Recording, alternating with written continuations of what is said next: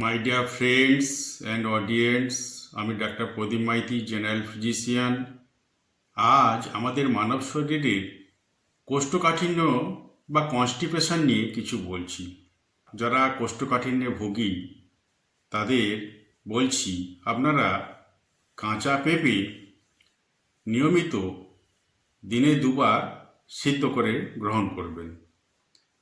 ফাইবারযুক্ত খাবার, শাকসবজি বা ফল, ছালযুক্ত শসা, আপেল, নাশপাতি এগুলি আপনারা প্রত্যহ গ্রহণ করবেন।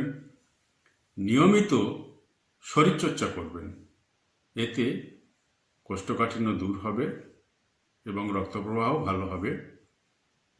দৈনিক আপনারা 10 থেকে 12 গ্লাস অর্থাৎ 3 লিটার বিশুদ্ধ মিনারেলযুক্ত জল বা পানি আপনারা গ্রহণ করবেন এবং রাত্রে খাওয়ার 1 ঘন্টা পরে ইসবগুল 1 চামচ 1 গ্লাস জলে মিশিয়ে আপনারা গ্রহণ করতে পারেন।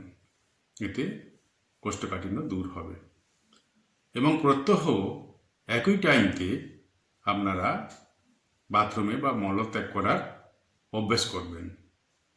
এতে কোষ্ঠকাঠিন্য অনেকটাই দূর হবে এবং মানসিক স্ট্রেস আপনারা যতটা সম্ভব কম করবেন।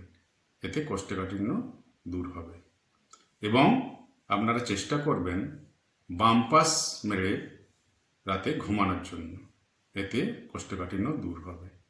সবাই সুস্থ থাকবেন, ভালো থাকবেন। ভিডিওটি ভালো লাগলে লাইক ও শেয়ার করবেন। নমস্কার।